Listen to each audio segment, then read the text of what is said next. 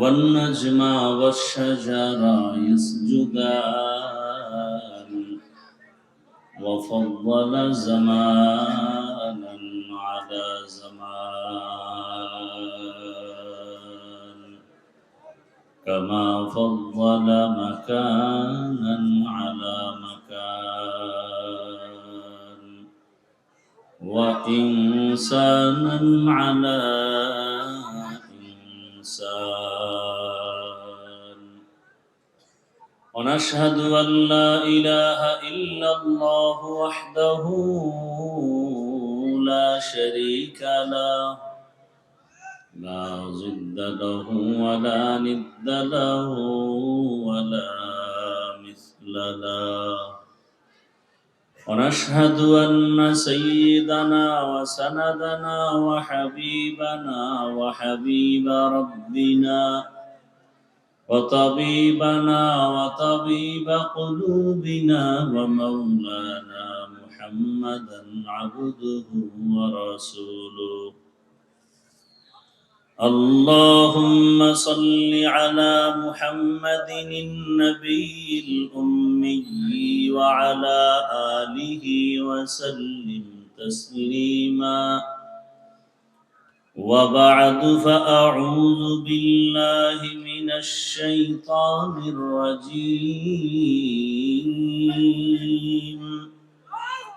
بسم الله الرحمن الرحيم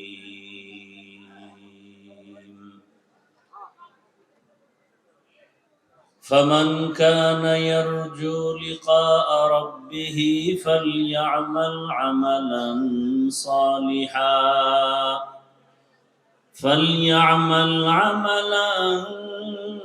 صالحا ولا يشرك بعبادة ربه أحدا وقال رسول الله صلى الله عليه وآله وسلم أخلص دينك يكفيك العمل القليل صدق الله مولانا العظيم وصدق رسوله النبي الأمي الكريم ونحن على ذلك من الشاهدين والشاكرين والذاكرين والحمد لله رب العالمين سبحانك لا علم لنا إلا ما علمتنا إنك أنت العليم الحكيم رب اشرح لي صدري ويسر لي أمري واحلل عقدة من لساني يفقه قولي مومن جو فدا نقش کفے پائے نبی ہو مومن جو فدا نقش کفے پائے نبی ہو زیر قدم آج بھی عالم کا خزینہ ہو زیر قدم آج بھی عالم کا خزینہ نگاہ مومن سے تو بدل جاتی ہے تقدیر نگاہ مومن سے تو بدل جاتی ہے تقدیر یہ بندہ کی قوت نہیں قدرت کا اشارہ یہ بندہ کی قوت نہیں قدرت کا اشارہ اے مرد خرد ترک معاصی کی ضرورت اے مرد خرد ترک معاصی کی ضرورت اب صحبت صالح کی سوا کوئی نہیں چارہ اب صحبت صالح کی سوا کوئی نہیں چارہ مردود ہے پیچھے ہمیں خبر نہیں لیکن मरदूद है पीछे हमें खबर नहीं, लेकिन एक वक्त में हालाक जो अमाल है सारा, एक वक्त में हालाक जो अमाल है सारा। রিভাবটা একটু বাড়াও আর ভলিউমও বাড়াও। শুটিয়া দারুল আরকাম কওমি মাদ্রাসা কর্তৃক আয়োজিত বার্ষিক তাফসীরুল কোরআন মাহফিল ৭ই অক্টোবর ২০২৫। সভাপতি মাওলানা সাজিদুর রহমান সাহেব দামাত বারাকাতুহুম, হযরত উলামায়ে কেরাম, অত্র অঞ্চলের বিভিন্ন জায়গা থেকে আগত আল্লাহ পাকের আশিকিন, জাকিরিন, শাকিরিন, মুহিব্বিন, মুরব্বিয়ান এযাম, কলিজার টুকরা আমার সমবয়সী যুবক বন্ধুগণ, স্নেহের ছোট ভাই, পর্দার আড়ালে মা বোনেরা, ভলিউম বাড়াও একটু, ভলিউম। আল্লাহ পাকের দরবার, এই ভাই লড়াও কেন, যেভাবে আছে থাকুক। আল্লাহ পাকের দরবারে শুকর আদায় করি যে আল্লাহ আমাদেরকে সুস্থ রেখেছেন, আলহামদুলিল্লাহ। জীবনের এক অমূল্য সম্পদের নাম সুস্থতা। মোবাইলগুলো আমার অন্তর নজরের বাইরে রাখেন। যারা মোবাইল চালাবার অভ্যাস তারা উঠে পিছনে যান। এখানে মোবাইলের কোনো কাজ নাই, এখানে কাজ হলো কলবের। এখানে সব বয়ান চলবে অদৃশ্য, চিকিৎসাও হবে অদৃশ্য জিনিসের। এখানে জাহিরি কোনো কারবার নাই। বয়ান হবে জান্নাত, জাহান্নাম, আখিরাত, কিয়ামত, আল্লাহর কুদরত, এগুলো, এবং পরিশুদ্ধ এবং অপারেশন হবে বডির মধ্যে যে আসল জিনিস আছে কল, সেই কলবের। অতএব বয়ান কলবে ঢুকান, মোবাইল বাদ দিয়া। মোবাইল সামনে রাখলে কলবে বয়ান ঢুকবে না। কপাল পোড়া যারা, এদেরকে বললেও কপাল ভালো হবে না। আর আমি বললে কেন, মক্কা মদিনার ইমামও যদি বয়ান করে, তারাও না, স্বয়ং রসুলও যদি বয়ান করে, কপাল যদি আগুন লাগে, ওর কপাল রসুলের বয়ানও ভালো হবে না। ঠান্ডা মাথায় দু চারটা কথা শুনবেন, চিল্লাচিল্লি করবেন না। এখানে চিল্লাচিল্লির কিচ্ছু নাই। ঠান্ডা মাথায় বুঝবেন কথা। বয়ান আপনারা সবাই জানেন, বুঝের অভাব। এই বুঝটা যেন হয়ে যায়, এই আমাদের চেষ্টা এতটুকু। বুঝ যদি ঠিক হয়ে যায়, তাহলে লোকটা স্কুলে পড়লেও নামাজ ছাড়বে না। কথা বুঝেন নাই? এই জন্য খুব বুঝে কিছু কথা শুনেন। আমি যদি প্রশ্ন করি, তখন আপনি আমাকে জবাব দিবেন। এর আগে আপনারা চেষ্টা করবেন চুপ থাকা, আর জবাবটা চাইলেও দিবেন স্বাভাবিক আওয়াজে। অতি উঁচু কণ্ঠে আওয়াজ দেওয়ার কোনো প্রয়োজন নেই। 13 বছর যেই রসুলকে দেখলো, বয়ান শুনল, কত বড় নিকৃষ্ট কপাল পরা বেঈমান হলে যে কালেমা পড়ে না 13 বছর রসুলকে দেখার পরেও। অথচ রসুলকে এক নজর দেখলেই জাহান্নামের আগুন হারাম। যেই রসুলকে এক নজর দেখলে পেটের ক্ষুধা থাকে না, সেই রসুলকে কয় বছর দেখলো, এরপরও কালেমা পড়ে না, এ কত বড় বেঈমান। এজন্য বললাম, যার কপাল পুড়ে যায়, রসুলের বয়ানও এ কপাল আর খুলে না। আমরা তো নাম্বারের বাইরে। আর কপাল যদি কারো খুলিয়েই যায়, তাহলে কেমন খুলে? 27 বছরের যুবক, কয় বছর, তরবারি নিয়ে দৌড়াচ্ছে, রসুলকে জবাই করবে। কত বড় সন্ত্রাসী, রসুলকে জবাই করার জন্য 27 বছর বয়সে দৌড়াচ্ছে। রসুলের চেহারা দেখা তরবারি ফালায় বলে, আমাকে বেয়াদবি ক্ষমা করেন, কালেমা পড়ায় দেন। এর নাম কপাল।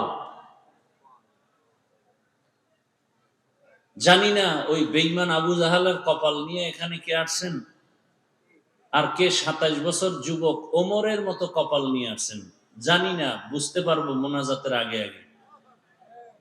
আল্লাহ মজলিসকে কবুল করেন। তো যে কথা বলতেছিলাম, মানুষের জীবনের এক অমূল্য সম্পদের নাম সুস্থতা। টাকা পয়সা বাড়ি গাড়ি সব আছে, আপনি অসুস্থ, এই জীবনের কোনো মূল্য নেই। আর আপনার টাকা পয়সা বাড়ি গাড়ি তেমন নাই, কিন্তু আপনি সুস্থ, আপনার মতো সুখী কেউ। তো সুস্থতার মূল্য কত বুঝেন?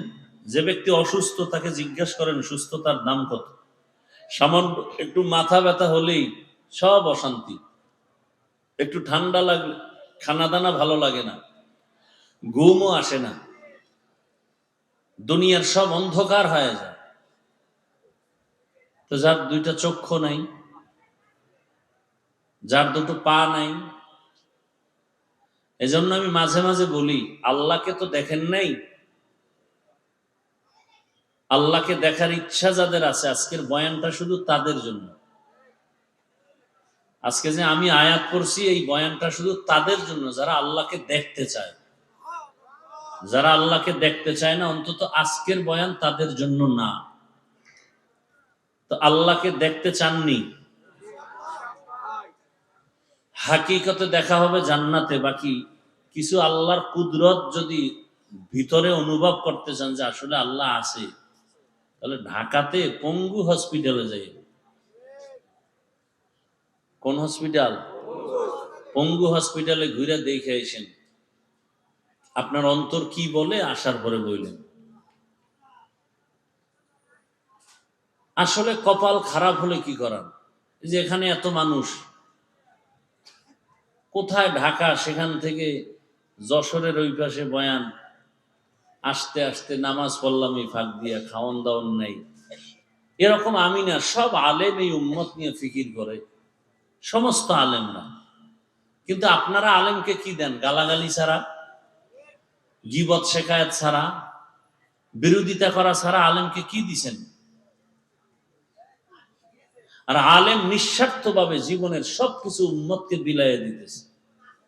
ওলামায়ে কেরাম এ জাতির চূড়ান্ত বন্ধু, নিঃস্বার্থ বন্ধু, আর বাকি সব চান্দাবাজ আর ধান্দাবাজ। একমাত্র নিঃস্বার্থ পিওর বন্ধু এ জাতির জন্য উলামায়ে কেরাম। কিন্তু পদে পদে আপনারা উলামায়ে কেরামদের সাথে গাদ্দারি আর বেয়াদবি আর মনে কষ্ট দিচ্ছেন।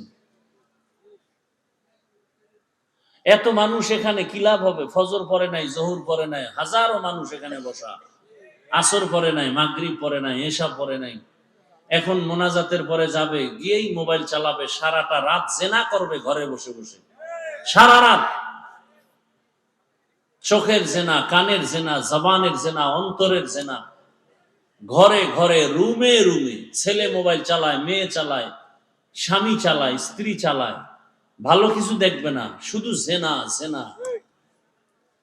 এমন অপরাধ করে যে ঘুমের মধ্যে আল্লাহর গজব আসার কথা। ঘুমের থেকে উঠে দেখা উচিত ছিল চেহারাটা বানর শুকার হয়ে গেছে। শুধু রহমাতুল লিল আলামিনের উম্মত হওয়ার কারণে আল্লাহ গজব দেন নাই। আমার কথা আপনারা বুঝেন নাই, বুঝলে আওয়াজ দেন কেন? আমি না বলছি চুপ করে আমার কথা শুনবেন, আবেগকে কন্ট্রোল করেন। আমরা বয়ান করি এতটা গভীর থেকে যে প্রত্যেকটা মানুষ যেন এখানে চোখে পানি নিয়ে তওবা করে বের হয়, ফজরে মসজিদে যায়, এই নিয়ত নিয়ে গভীর ভাবে এতটা নরম হয়ে বয়ান করি যে এখন মনে চাইলে কেউ যদি বলে পাও ধরলে আর নামাজ ছাড়বো না, দাড়ি কাটবো না, আমি নিচে এসে পাও ধরবো। অতএব সেই মনটাকে নষ্ট করে দিবেন না, আমাদের কষ্টকে মূল্যায়ন করবেন।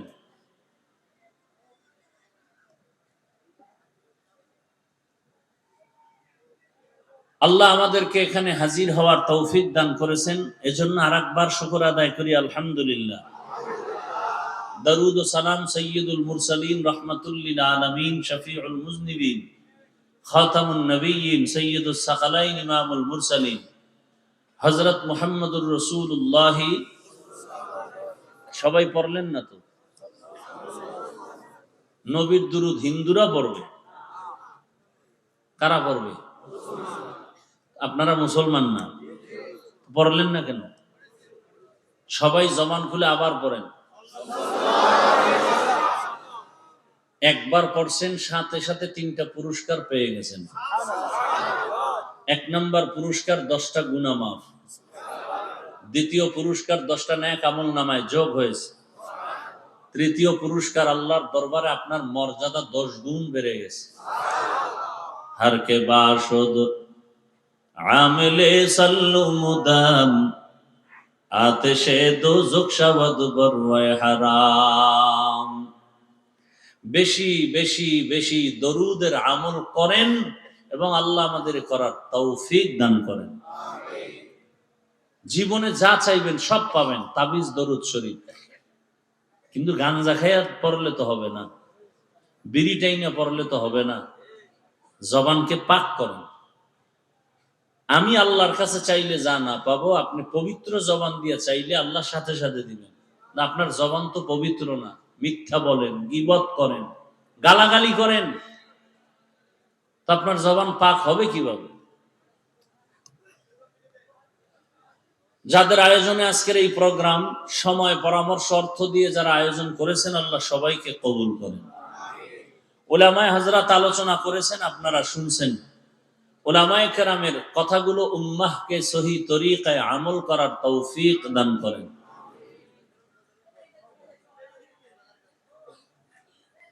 উলামায়ে কেরামের ইজ্জতকে আল্লাহ বেশি বেশি বাড়ায় দেন। আমিন বলতেও কষ্ট আপনাদের। আমার আমিন কবুল হবে না গ্যারান্টি নাই, কিন্তু এই প্যান্ডেলের মধ্যে বহু আল্লাহর বান্দা আছে যাদের আমিন ফেরত যাবে না। এই দোয়াগুলো করতেছি খুব কামের দোয়া।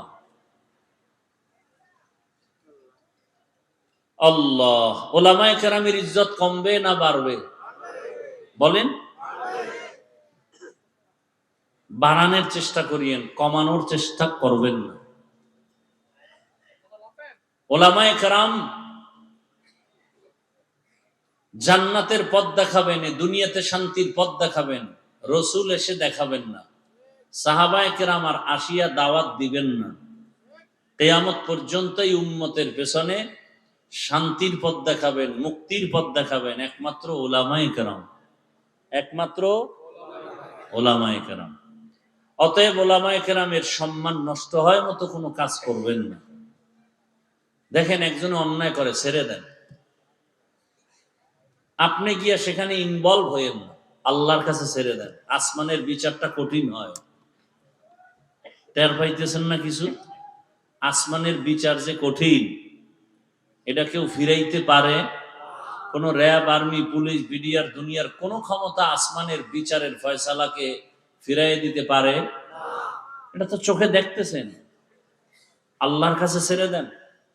আপনি কেন গীবত করে গুনাহগার হবেন? আপনি কেন একজনকে বেইজ্জতি করে নিজে গুনাহগার হবেন? বিশেষ করে উলামায়ে কেরামের ব্যাপারে কথা বলতে সাবধান, কলম ধরতে সাবধান। বলবেন ক্ষতি কি? মরার আগে পঙ্গু হয়ে যাবেন, লিখে নেন। কেমনে হবেন?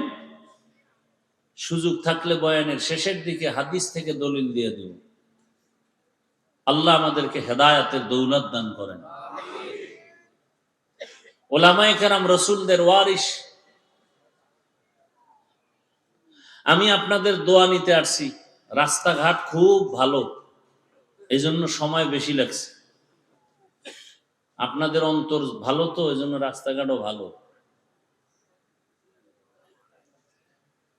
আমি কোরআনে হাকিমের এক আয়াত, রসুলের একটি হাদিস পড়েছি। ইখলাস ও রুহানিয়াতের সমন্বয়,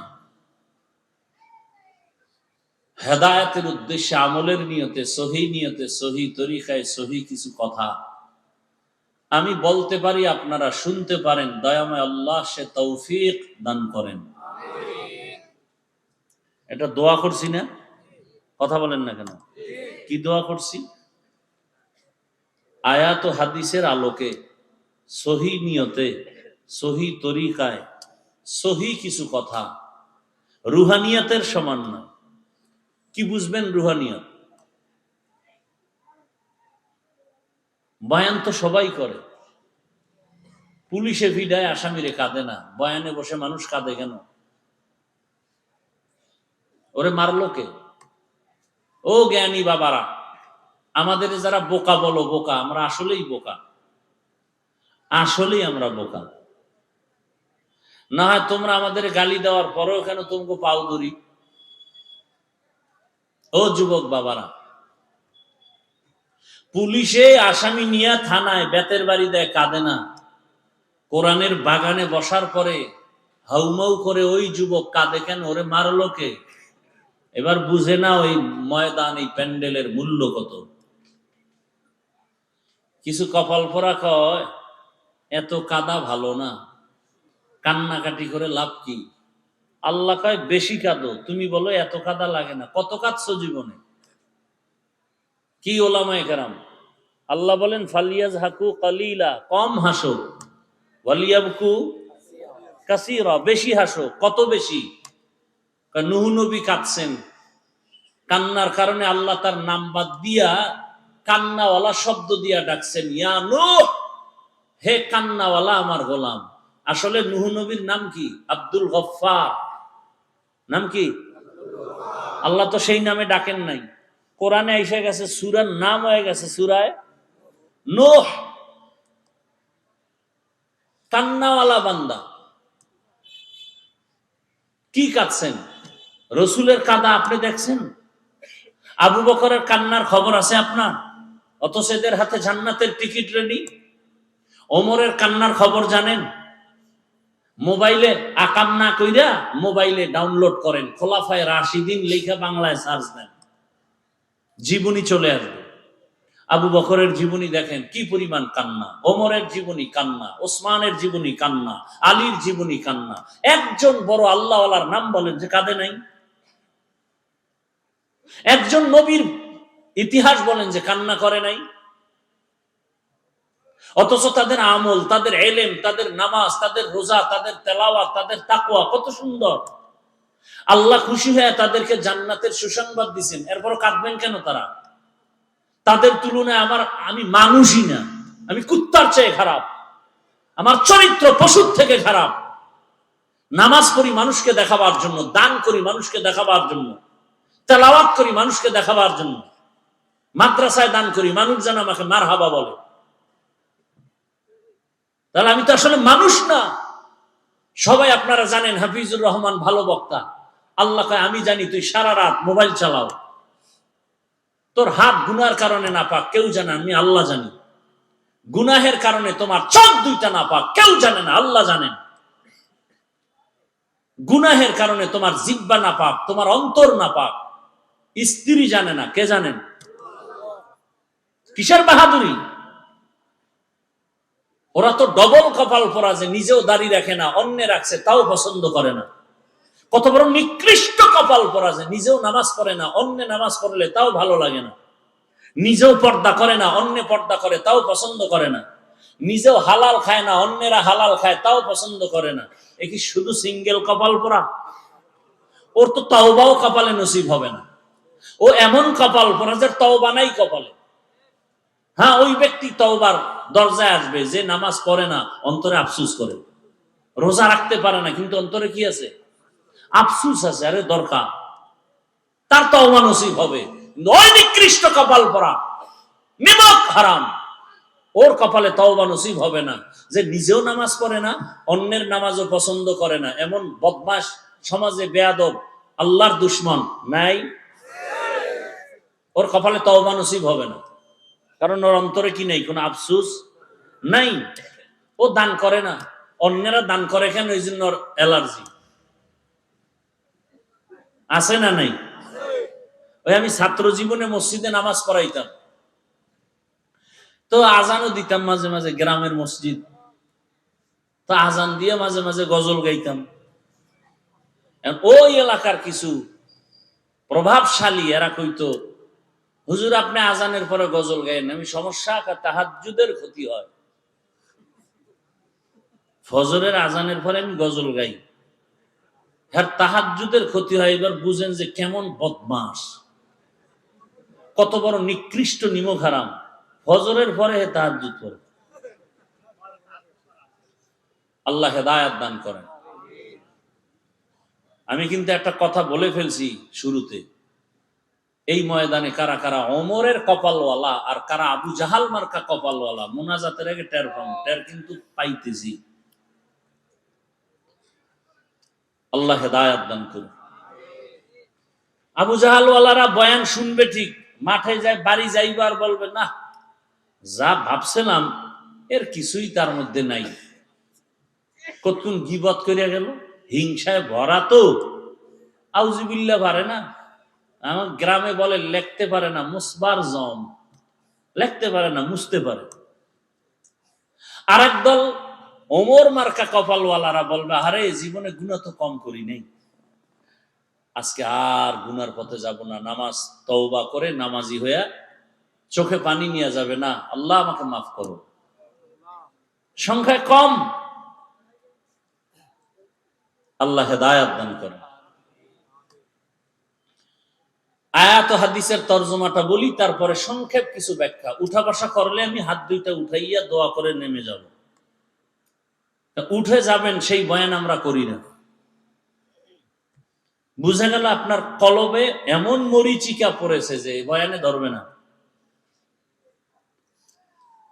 কারণ আল্লাহর হক নষ্ট করা এক জিনিস, আর বান্দার হক নষ্ট করা আরো মারাত্মক জিনিস। ফামান কানা ইয়ারজু লিকা রাব্বিহি ফালইআমাল আমালান সালিহা ওয়ালা ইউশরিক বিইবাদাতি রাব্বিহি আহাদা। ঠান্ডা আমার দিকে দেন।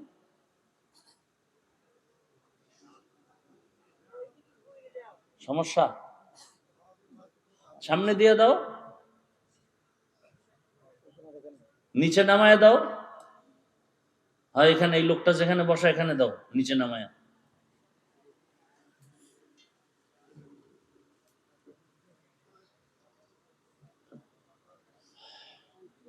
এই প্যান্ডেলে বেলুন কেন? হাসবেন না, আমি হাসির কথা বলিনি। আমি প্রত্যেকটা কথা বলতেছি, আপনাদের হৃদয়ে কান্না আসা দরকার। এই আকাম কেন? এটা কি বাসর ঘর?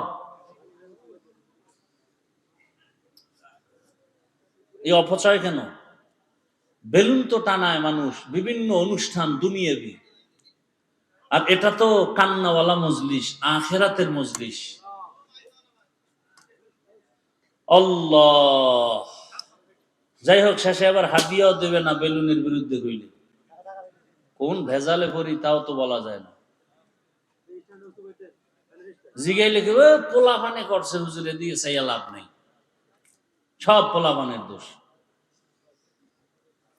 আল্লাহ বলেন, ফামান কানা ইয়ারজু লিকা রাব্বিহি ফালইআমাল আমালান সালিহা।